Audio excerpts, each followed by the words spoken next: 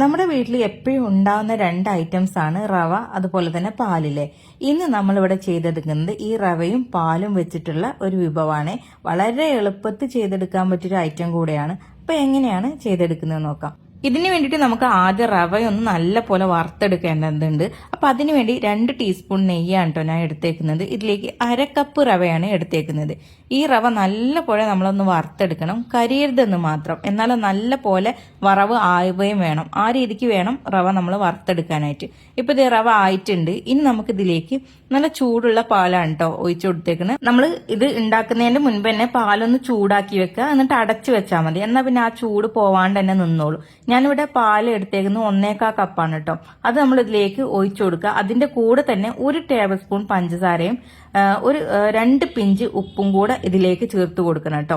എന്നിട്ട് ഇതേ നമ്മൾ ഇതുപോലെ ഒരു മാവ് പരുവത്തിലാക്കിയെടുക്കണം. ഈ ഒരു പാല് മുഴുവൻ വറ്റി വന്നിട്ട് നമ്മൾ പത്തിരിക്കൊക്കെ കുഴക്കുന്ന ആ ഒരു പരുവുണ്ടല്ലോ, ആ പരുവത്തിൽ മാവായിട്ട് വരണം കേട്ടോ.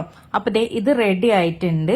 ഇനി നമ്മളിത് ചെറിയ ചൂടിൽ തന്നെയാണ് ബോൾസ് ഉണ്ടാക്കി എടുക്കുന്നത്. അപ്പോൾ നന്നായിട്ട് നമുക്കിത് ആദ്യം ഒന്ന് എല്ലാം കൂടെ ഒരുമിച്ചിട്ട് കുഴച്ചെടുക്കാൻ പറ്റുന്നവർക്ക് അങ്ങനെ കുഴക്കാം. അതല്ലെങ്കിൽ ചൂട് ബുദ്ധിമുട്ടുള്ളവരാണെങ്കിൽ ഇതുപോലെ വളരെ കുറച്ച് മാത്രം എടുത്തിട്ട് ആ എടുക്കുന്ന ആ ഒരു ഡോ ഉണ്ടല്ലോ അത് നമ്മൾ കൈ വെച്ചിട്ട് നല്ല പോലെ ഇങ്ങനെ പ്രസ് ചെയ്ത് കൊടുത്താൽ മതി. എന്നാലും നല്ല രീതിക്ക് തന്നെ നമുക്ക് കിട്ടും കേട്ടോ. എന്നിട്ട് ഇതുപോലെ ബോൾസ് ആക്കി എടുത്താൽ മതി. ഇങ്ങനെ നമുക്ക് ഈ റവ കഴിയുന്ന വരെ ഒരേപോലത്തെ ബോൾസ് ആക്കിയിട്ട് നമുക്കിത് ഉണ്ടാക്കിയെടുക്കാം. അപ്പൊ ഇത് റെഡി ആയിട്ടുണ്ട്. ഇനി നമുക്ക് അടുത്തത് എന്താണ് ചെയ്യുന്നത് നോക്കാം. ഞാനിവിടെ ഒരു പാന് ചൂടാവാൻ വെച്ചിട്ടുണ്ട്. ഇതിലേക്ക് 1 കപ്പ് പാൽ ഒഴിച്ചു കൊടുക്കാം. ഇതിന്റെ കൂടെ തന്നെ നമുക്കൊരു 1/4 ടീസ്പൂണോളം ഏലക്ക പൊടിച്ചതും കൂടി ചേർത്ത് കൊടുക്കാം. ഇതിലേക്ക് നമുക്ക് മധുരത്തിന് ആവശ്യത്തിലുള്ള പഞ്ചസാര, മധുരത്തിന് ആവശ്യം എന്ന് പറയാം, കാരണം ചിലർക്ക് 3 ടേബിൾ സ്പൂൺ തന്നെ മതിയാവും ഇതിലേക്ക്. അതല്ലെങ്കിൽ അതിൽ കൂടുതൽ വേണ്ടവർക്ക് അങ്ങനെയും ചേർത്ത് കൊടുക്കാം കേട്ടോ. നമുക്കൊരു 1/4 കപ്പ് പാലെടുക്കാം. ഇതിലേക്ക് കസ്റ്റാർഡ് പൗഡറോ അതല്ലെങ്കിൽ കോൺഫ്ലോറോ ചേർത്ത് കൊടുക്കാം. ഇത് രണ്ടും ഇല്ലാത്തവർക്ക് അരിപ്പൊടി ചേർത്ത് കൊടുക്കാവുന്നതാണ്. പക്ഷെ ഏറ്റവും ടേസ്റ്റ് കസ്റ്റാർഡ് പൗഡറും അതുപോലെ കോൺഫ്ലോറും ആയിരിക്കും കേട്ടോ. ഇതിൽ രണ്ടും ഇല്ലെങ്കിൽ മാത്രം നിങ്ങൾ അരിപ്പൊടി എടുത്താൽ മതി. അരിപ്പൊടി എടുക്കുമ്പോൾ ഇത്രയും അളവ് എടുക്കേണ്ടെന്ന് മാത്രം, അതിൽ കുറച്ച് എടുത്താൽ മതി. അപ്പൊ നമ്മൾ മിക്സ് ചെയ്ത് വെച്ച ഈ ഒരു കസ്റ്റാർഡ് പൗഡർ ഈ പാലിലേക്ക് ഒഴിച്ചതിന് ശേഷം നല്ലപോലെ ഇളക്കി കൊടുക്കണം കേട്ടോ. എന്നിട്ടാണ് നമ്മൾ ഈ ബോൾസ് ഇട്ട് കൊടുക്കുന്നത്. എന്നിട്ട് ചെറിയ തീയിൽ വെച്ചിട്ട് നമ്മളിതിങ്ങനെ ഇളക്കി കൊടുക്കാം.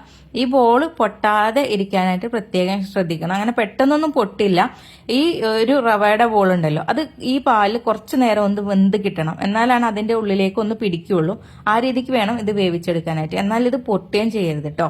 അപ്പൊ പൊട്ടാത്ത രീതിക്ക് ഇളക്കി കൊടുത്തിട്ട് വേണം വേവിച്ചെടുക്കാനായിട്ട്. അപ്പൊ ഇത് നല്ല രീതിക്ക് റെഡിയായി വന്നിട്ടുണ്ട്. ഇത് തണുപ്പിച്ച് കഴിക്കുന്നവർക്ക് അങ്ങനെ കഴിക്കാം, അതല്ല ചൂടിൽ കഴിക്കുന്നവർക്ക് അങ്ങനെയും കഴിക്കാം കേട്ടോ. അപ്പൊ നല്ലൊരു വിഭവമാണ്. നമ്മുടെ പാലും റവയൊക്കെ ഉണ്ടെങ്കിൽ ചെയ്തെടുക്കാൻ പറ്റിയൊരു കിഡിലൻ ഐറ്റം തന്നെയാണ്. കുട്ടികൾക്കൊക്കെ നല്ല ഇഷ്ടമാവും. നമ്മളിത് കഴിക്കുന്ന സമയത്ത് ഈ ബോളൊന്ന് പൊട്ടിച്ചിട്ട് ഈ പാലോട് കൂടിയിട്ടാണ് കേട്ടോ കഴിക്കേണ്ടത്. അപ്പൊ ഈ ഒരു വീഡിയോ നിങ്ങൾക്ക് ഇഷ്ടപ്പെടുവാണെങ്കിൽ ലൈക്ക് ചെയ്യാനും ഷെയർ ചെയ്യാനും മറക്കരുത്. ഈ ഒരു ചാനൽ ആദ്യമായിട്ട് കാണുന്നവരുണ്ടെങ്കിൽ ഫോളോ ചെയ്യാനും മറക്കരുത് കേട്ടോ. അപ്പൊ എല്ലാവർക്കും താങ്ക്സ് ഫോർ വാച്ചിങ്.